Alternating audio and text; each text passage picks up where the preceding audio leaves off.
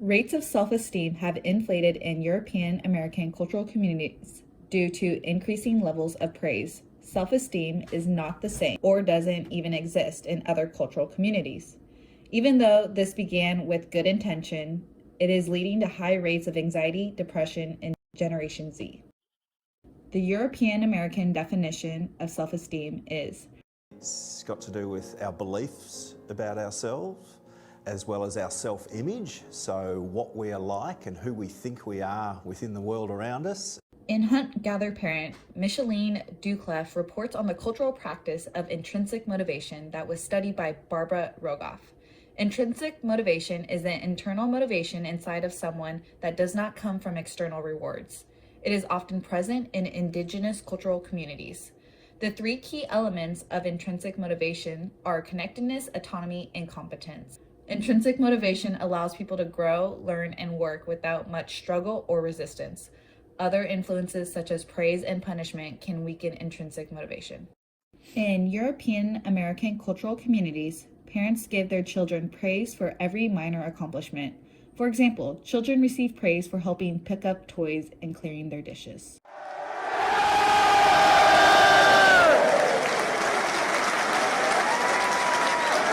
In indigenous cultural communities, it is an expectation for children to participate in family activities, whether it is playing with the children or helping with chores. They receive no praise.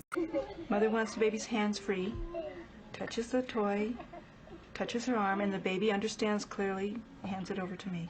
One main difference between the two previous examples is that the indigenous community is collectivistic, while the European American community is individualistic. Collectivism highlights a mutual responsibility, with all members working together towards a common goal. Individualism showcases the every man for themselves mentality, which can be perpetrated by high levels of praise. As can be seen in this figure, the United States has developed an increasingly higher score for self-esteem.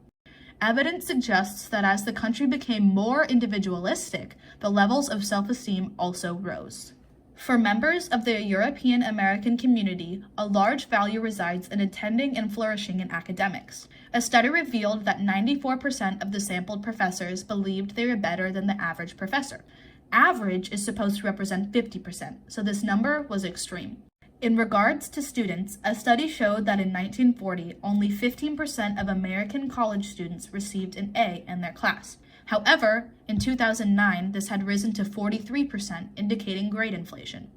This increase could be due to the fact that students are now receiving more positive feedback, not actual measurement of intellect.